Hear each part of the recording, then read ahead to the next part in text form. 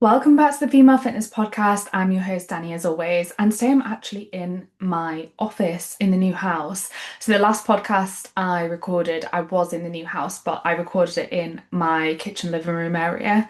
I do like to hop around a little bit, but also there's been a few things that I've still been getting sorted in the office, but it's now kind of sorted pretty much. There's a few finishing touches to make it a little bit more homely and make it mine. But we're sorted. We can work in here now. Got my office chair, got my desk set up, got the chest of drawers set up and things like that. And it is such a blessing to have an office, a designated workspace.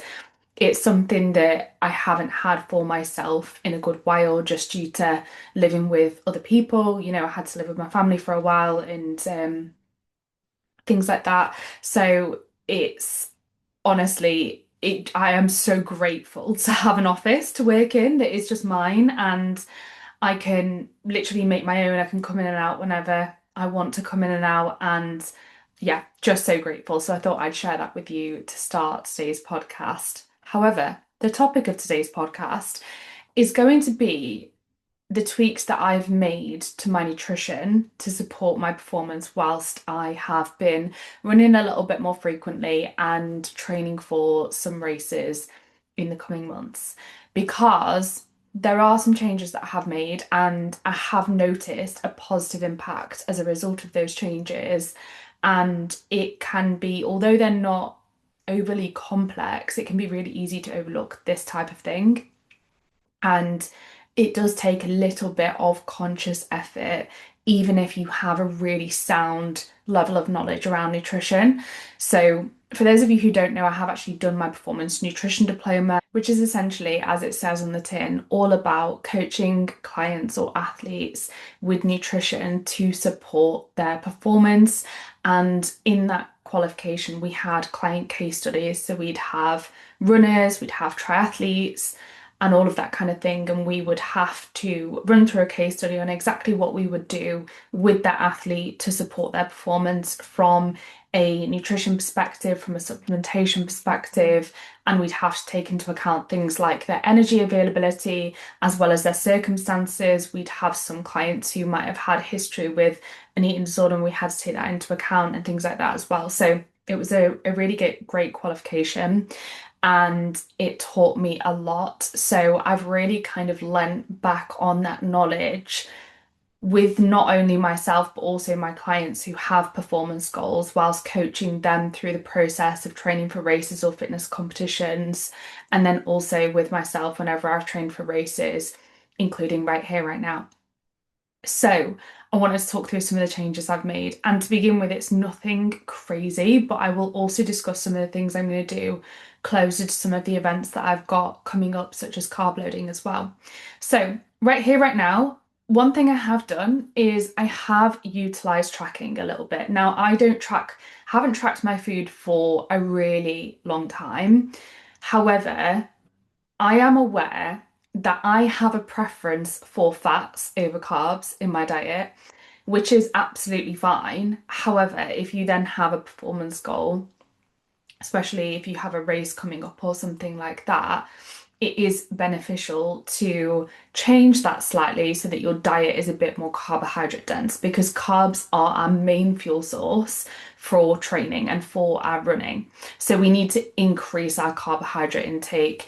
And if you are someone like myself who favors fats, it would do us good to replace some of those fats with carbs. So one of the reasons I started tracking was just to bring my awareness to actually, where is my carbohydrate intake sitting? Where is my fat intake sitting? And can I tweak that a little bit to make my diet more carb heavy as opposed to it being fat heavy like it was? Because I love my dark chocolate, my nut butter, avocado, eggs, cottage cheese, all of the fats. Loves nuts and seeds in general, and they are obviously so good for our health, and it's so good to include them in your diet. So please don't stop including them if you're listening to this podcast. And I definitely, on my rest days at the moment, I'm still taking advantage of the opportunity to eat loads of fats and let those days be a bit more fat heavy because it is my natural preference. But definitely on my running days, I'm making sure that my diet's a bit more carb dense and replacing some of those fats with carbs. So I've used tracking as a tool to help me tailor my diet to be a bit more carb dense and to also be intentional with eating enough to support my performance as opposed to my intake falling low. Especially whilst I've been balancing, like I said, in the last podcast, the move with also training for this ultra marathon and a half marathon PB, hopefully, and also balancing my resistance training alongside that because I don't want to lose muscle tissue and I don't want to lose strength. Like I want to still perform well, I still want to feel strong. And if I want to feel strong and if I want to be able to train for these races, but also train hard in the gym, I need to provide my body the fuel that it needs to do that. It's not just going to run on empty. And even if you're getting enough calories in overall, if you're not getting enough carbs in, that is going to hinder your performance and potentially your health as well, because carbohydrate availability, glycogen availability is really important for supporting our health and getting enough fuel in of the right fuel for our body to actually utilize and perform and also to sit well in our stomach is really important because that's another point and another reason why I've made my diet a little bit more carb dense is say you were to have a meal or a snack before a run that was protein based or fat based or both protein and fat based, that would be really hard to digest quickly enough to actually perform well in your run and not have gut discomfort. Fats and protein take longer to digest and absorb than carbs do.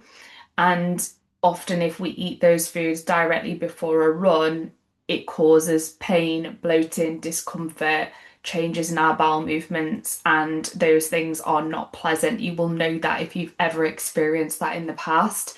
So, there are certain things that you want to pay attention to when you're training for a performance goal, when you're running in particular that will have your gut health in the best place possible, have your digestion stay in a good place, and also allow you to perform well.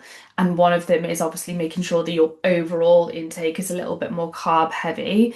But then the second one to that is paying attention to the timing of your meals and what you're eating specifically in that pre-workout or pre-run window. And generally, in that pre-run window, we want to make sure that we're eating carbs that are fast acting and easy to digest and absorb. So we don't want really fiber heavy carb source because again, that's going to sit really heavy in our stomach and cause gut discomfort whilst we're running or training if you're doing a session, sometimes that can cause discomfort there as well. Instead, we want fast acting carbs. We want carbs that are really quick and easy to digest and absorb and don't sit heavy on our stomach. And an example of that could be you could have some toast with jam or honey. That would be a really simple carb source that would sit probably pretty well with most people. It's not fiber heavy, it's not fat heavy, it's not protein heavy. It would be a great snack prior to you wanting to perform well in whatever capacity you're wanting to perform. So that's just one example. Another example is if I'm going out for, say, an easy 5K in the morning, I might have a banana or a squares bar or something like that before I go out because, again, it's fast acting carbs. It's easy to consume. I know it sits well on my stomach because it's food that I consume regularly. It's not fiber dense, it's not fat dense, it's not protein dense. And then I would have more carbs along with a protein source post run to support my recovery and obviously appetite management, muscle tissue retention, and all of that good stuff. But there is no need to be having protein before a run. And it's probably going to not sit so well in your stomach if you do. And like I said, you also don't want that pre-run snack to be fiber heavy or fat heavy either. So there's some considerations to take into account around your training window. On top of that, if you're going for a longer run, I would recommend that you have a slightly bigger breakfast before you go, but just leave it time to settle. So I would still make it carb based. However, you would need more carbs than, say, a squares bar or a banana, or maybe even more than just a slice of toast with honey or jam before you go out running for an hour or two, say. So that would be where you consider having something a little bit bigger. Could be that you have a full-size bagel with banana and honey, as an example, and you just give it a little bit longer to settle because you're eating more fuel. So it might take a little bit longer for you to feel comfortable running after having that. If you're just having a small snack like a squares bar or a banana, you'd be fine going for a run half an hour after that. You'd be absolutely fine. If you're having something a little bit more substantial, you might want to leave it 45 minutes to an hour, say, if it's carb based, if it's easy to digest and absorb. If you're then adding fats to that meal or protein, you want to leave it a good amount of time, so maybe an hour and a half, 2 hours before you go out. And they are just rough guidelines. Everyone is a little bit different in terms of how long they will need to leave their meals, so it's worth playing around with that and seeing what works best for you as an individual. And that is something that I would do with clients, is I'd consider them on an individual basis. But as rough guides, that is what I would say on that front, and feel free to make some notes on that as I talk through it.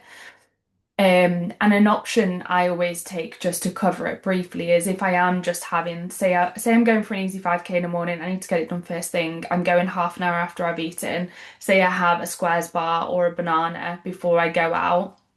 I will then have my full breakfast afterwards. So if I have a bar or a banana and then I go out and run 5K, I will then make sure that I have a full breakfast, a full balanced breakfast with a protein, carb, and a fat source when I get in. And it will be something like my overnight Weetabix. So my overnight Weetabix are two Weetabix soaked in milk, and then I will mix yogurt with whey protein powder and use that as the second layer, and then I'll put frozen fruit on the top layer, and I'll stick that in the fridge overnight, and that's what I'll have after my run if I take that approach. On top of that, intra-workout fuel considerations or intra-run fuel considerations are, if you are doing a run that is over an hour, the general rule of thumb is that you could do with taking on some carbs in that run. Now, you will see gels plastered all over social media. Gels can be great, but not everyone gets along with gels, and also they can rack up, they can be quite expensive financially. So you don't have to have gels. You could have liquid carbs, you could have in the form of like carb powders, things like that, other carby drinks, maybe Powerade, things like that. You could have a banana, you could have a squares bar, you can have solids. There are lots of different forms of solids that you could play around with. Again, everyone's different in terms of what they can tolerate. Gels are a great option, but what I'm trying to say is you don't have to have gels, but you could do with taking on something in your run if it's longer than an hour. The amount that you will be able to tolerate and that you should have is again person specific. And if you're only just getting started with trying to take on board fuel in the middle of your run, I would start with something small to begin with, just to get you used to taking on fuel. And also, it's called training your gut. So it's getting your gut used to having fuel whilst you're exercising. So to begin with, don't worry too much about the quantities of carbs that you're having in the middle of your run. Just try having a little bit of something the first time you try it. And again, that could be a bit of banana, it could be a bit of a squares bar, it could be some sweets, it could be half a gel. Like, just try a little bit of something to begin with, see how you feel. And when you initially first try it, you might want to drop down to a walk to consume those carbs, as opposed to trying to carry on running and consume them. Again, just to see how it feels, and drop down your heart rate a little bit so that you're able to digest that fuel, and then you can get back up to a run. And then the next time you might try doing it when you're still jogging. But again, slow that run down a little bit to take it on board, and then you can speed up afterwards. It's just worth doing that and easing your way in when you're getting used to it, as opposed to going straight in with having, say, like a 30-gram gel at once whilst you're still running because you've not had your gut hasn't had to tolerate that before. So you need to train your gut and get yourself used to it and ease your way into that. When you have then gotten used to that small amount and you feel comfortable with that and you feel comfortable having it when you're running, what we want to ideally aim for is to take on board between 30 and 60 grams of carbs per hour of endurance exercise over an hour as a rough guide. And again, everybody's tolerance is different. So I would start at the lower end, that 30 grams per hour, and then gradually work your way up to around 60 grams per hour. And then some people can take it further than that. They can go with higher carbohydrate intakes, but that's your kind of baseline that you want to work to, and then you can gradually build that up rather than going from one extreme to the other. And that is something that I am doing myself because I haven't taken on carbs intra run for a while because the last time I needed to do that was in training for my last half marathon, which was the back end of last year. I am easing my way by just having a little bit to begin with, and I will build my way up just to make sure that my gut can actually tolerate it. So, as an example, when I did my 13-kilometer run on Saturday just gone, I had toast with a banana and honey before I went out, and then I had a squares bar intra run. And then when I got back, I had some protein yogurt and fruit. So that is an example of how I might structure my nutrition for a 13-kilometer run. And I believe that took me somewhere around like an hour 15-ish. I think it was maybe just a bit less than that for an easy pace 13K. So that's just an example of the kind of thing that I have done to begin with to ease my way into fueling intra run. And I will be creeping that up and seeing what I can tolerate, and also obviously taking on board a little bit more than that as my running distance and the duration of my runs increases in the run up to the half marathon that I'm doing and the backyard ultra as well. And with the backyard ultra, as I mentioned in my last podcast, I'm going to be doing some days where I am splitting my running up. So I'm simulating the kind of stop and start nature of the backyard ultra.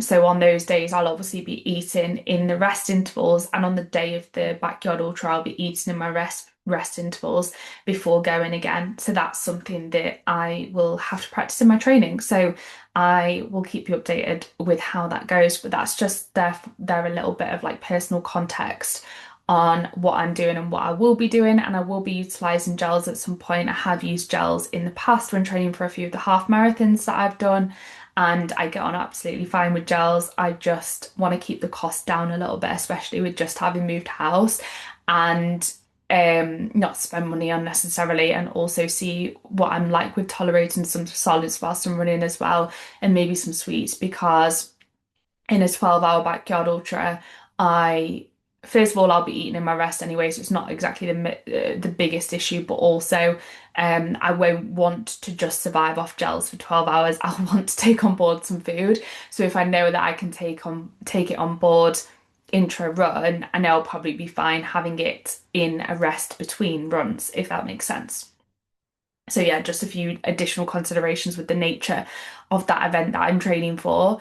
But I'm really looking forward to it and I'm really enjoying training. So yeah, there are the two kind of main tweaks. First and foremost is getting used to taking on board fuel intra run, and also tweaking my diet to be a little bit more carb dense, which it's so funny because I've actually found it a little bit hard, and that's one of the reasons I use tracking to do it, because I know how much I love fats. Like I would so much rather snack on some dark chocolate than on have a slice of toast with jam on it. But that's the type of swap I'm having to make my diet more carb dense in line with my performance goals, particularly my running goals.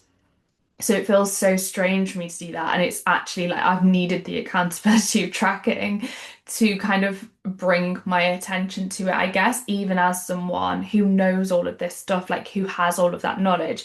And that's where I always talk about, like on social media and stuff, like knowledge is not your barrier to achieving your goals. You can have all of the knowledge in the world, but still not be doing what you need to do to achieve the best results possible. You have to bring your conscious awareness and attention to the things that you're doing to make a change in line with your goals. And that doesn't matter how much knowledge you have. So, bit of a side tangent there, but that's a consideration. And when you have like running goals, when you're training for races and things like that, one of the things I have done, and one thing you do have to do is you have to eat more frequently because you obviously you have to eat before your run. It's not good to run fasted in most scenarios for most of you listening to this anyway. You obviously then have to eat during your run afterwards. It's like you're eating so frequently. So I am definitely also eating more frequently than I was before I started running frequently and training for these specific performance goals that I'm now working towards. So that is another tweak that I've made is I'm eating a little bit more frequently, and I'm also making sure that my food's prepared in advance so that I don't miss meals and so that I am hitting my targets, my habit-based targets that I've kind of set for myself.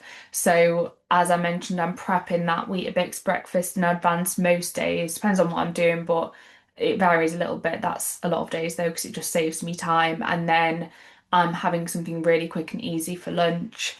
I'm currently having my 5 meals for dinner, and then for my snack, that's one of probably the biggest things that's changed because before I would tend to gravitate towards having some dark chocolate with some yogurt and fruit or something like that. But I've had to swap that for sometimes I'll still have a protein yogurt, but I'll have toast and jam with it instead, or granola over dark chocolate. So I'm getting some more carbs in the system and things like that. And then on top of that, the other thing that I will be tweaking or the consideration I'll be taking into account is electrolytes on those long run days if I am losing a lot of fluid.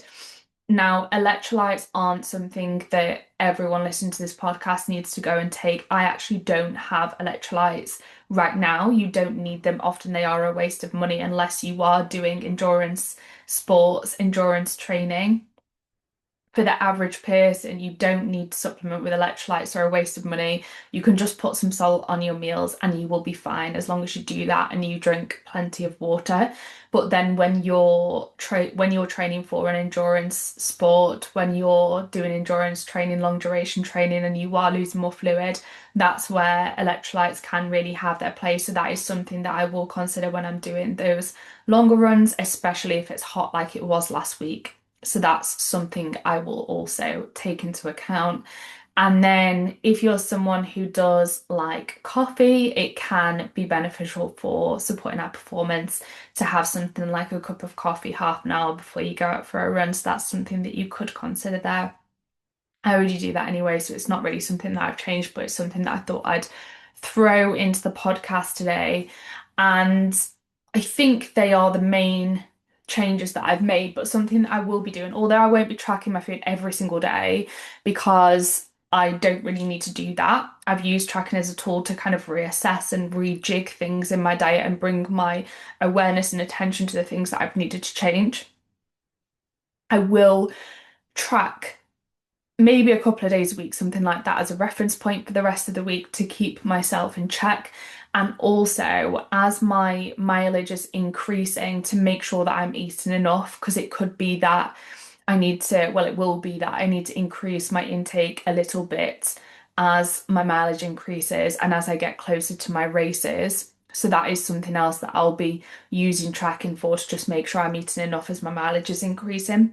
And also, it will be something that I utilize just before the backyard ultra because I am going to do a carb load for that event with it being a 12-hour event. So that's something I'm really looking forward to is doing a proper carb load with myself.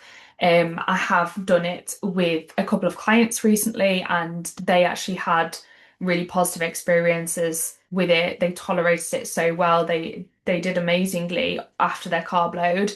So was really proud of them, and I'm excited to kind of put that into practice with my own self in the run up to these races. So yeah, I will be doing a carb load, and people often underestimate carb loading. Like it's actually really challenging. It's not just a case of, oh yeah, you get loads of extra food and it's fun. it's actually uncomfortable to eat the amount of carbs that you need to eat to carb load properly. So that's where tracking will come in at that time to support me in eating enough, because it is actually challenging. It's not something that is just enjoyable or comes naturally. And you have to be really intentional as well with making sure that fats and protein aren't high, which is not how I usually eat. And it's not how most of you listening to this podcast will usually eat as well. It's actually quite hard to get carbs as high as they will need to be without fats and protein accompanying those carbs. So that's one of the challenges with it. And that's, like I said, one of the reasons I'll be using tracking during that time to make sure that I'm able to do that, or I do push myself to do that. So I'm looking forward to putting myself through that, and I'm happy to share that experience with you guys if it's something that you're interested in hearing about. So you'll have to let me know in the comments below if it is. I would love to hear from you. And if there's any other questions that you have on anything at all, whether it's something that I'm doing or whether it's a topic that you'd like me to cover on the podcast, or a question that you have about your own goals, if you'd like my support with your own goals, I am honestly an open book, and I promise I don't bite. So please don't hesitate to reach out to me if you do have any questions at all, or if there's anything that you would like support with, or anything you'd like to talk to me about. So I'd love to hear from you. Have a lovely rest of your day, guys. Thank you for listening to today's episode of the Female Fitness Podcast. I really hope you've enjoyed it, and I'll see you in the next one.